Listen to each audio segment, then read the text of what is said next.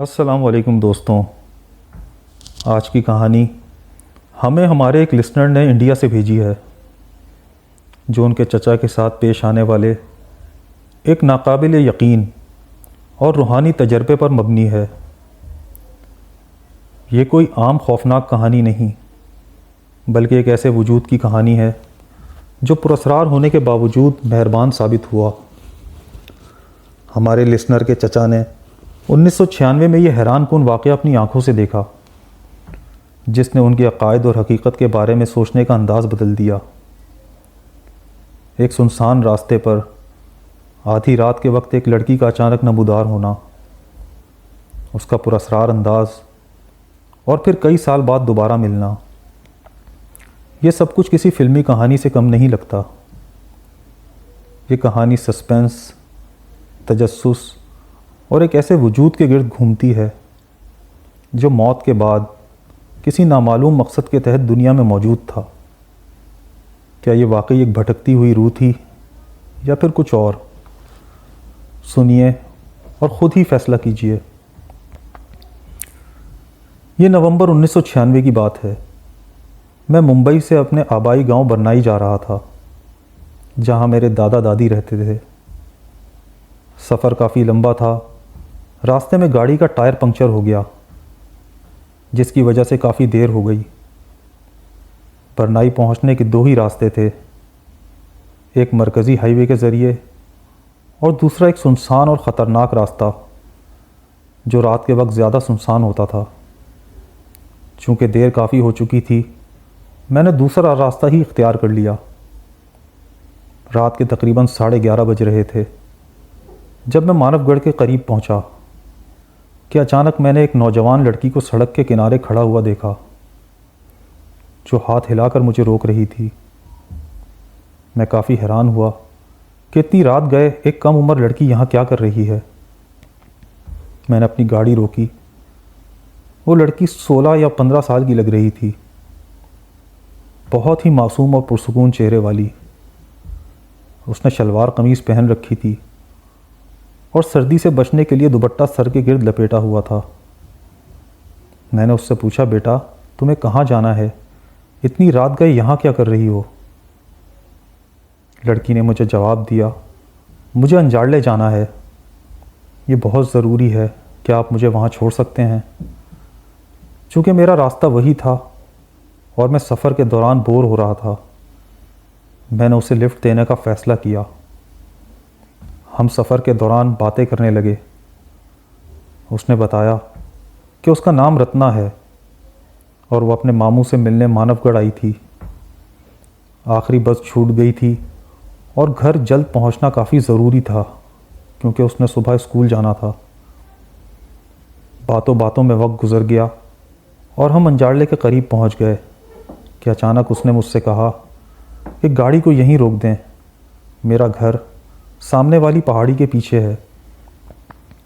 मैंने हैरान होकर देखा कि वहाँ सिर्फ एक सुनसान साहिल था और एक छोटी सी पहाड़ी।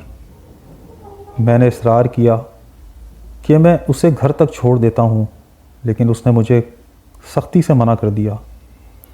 यहीं तक, आगे नहीं, फिर मिलेंगे कभी, आप जाइए। उसकी आवाज़ में एक अजीब सी संजीदगी थी। मैं उससे मज़ीद बहस ना कर सका और चुपचाप आगे बढ़ गया। जब मैं घर पहुंचा तो दादा दादी मुझे देर से पहुंचने पर काफ़ी हैरान हुए। मैंने उन्हें सारा किस्सा सुनाया तो वो परेशान हो गए। मेरे दादा ने मुझे सख्ती से कहा, वो जगह भूतों के बारे में काफ़ी मशहूर है, दोबारा वहाँ जाने की कोशिश मत करना। मैंने उनकी बात को मजाक समझा, मगर असल हकीकत तो अभी सामने आना बाकी थी। चंद दिन के बाद मैं अपने दोस्तों के साथ अंजाड़ले के साहिल पर गया। वहाँ एक आदमी मिला जो पहाड़ी के दूसरी तरफ रहता था।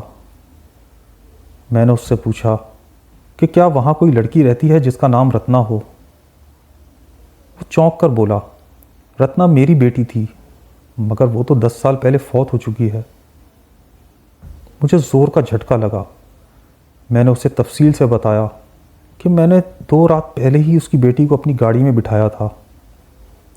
वो खामोशी से मेरी बात सुनता रहा और फिर उसने मुझे बताया कि रत्ना भी 10 साल पहले इसी तरह अपने मामू के घर से वापस आ रही थी कि जब उसकी गाड़ी को हादसा पेश आया और वो मौके पर ही दम तोड़ गई।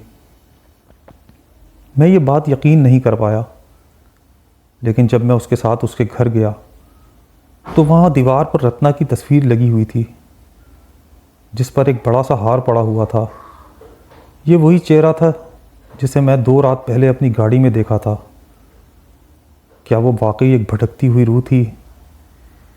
कई साल के बाद मैं दोबारा बरनाई गया। 17 नवंबर की रात मैंने दोबारा उसे उसी मुकाम पर देखा। इस बार वो खामोशी से गाड़ी में बैठ गई तो मैंने उससे पूछा, तुम जानती हो मैं सब कुछ समझ चुका हूँ, मगर मुझे अब तुमसे डर नहीं लगता? वो मुस्कुरा कर बोली, हाँ, मगर सब हमारी तरह नहीं होते, कुछ वाकई ख़तरनाक भी होते हैं। मैंने उससे सवालात किए जिनका उसने तफसील से मुझे जवाब दिया। उसने बताया कि हादसाती मौत के बाद कुछ रूहें अपनी मुकर्ररा मुद्दत पूरी करने के लिए भटकती रहती हैं। मैंने पूछा कि वो मुझसे ही क्यों मिली, तो उसने कहा कि मैं वो पहला शख्स था जिससे वो शऊरी तौर पर बात कर सकती थी। फिर मैंने उससे कहा कि अब उसे जाना होगा, लेकिन शायद वो दोबारा मिले। क्या मैं तुम्हें फिर से देख सकूंगा? उसने कहा, यह मुमकिन है, मगर वक्त और हालात के मुताबिक।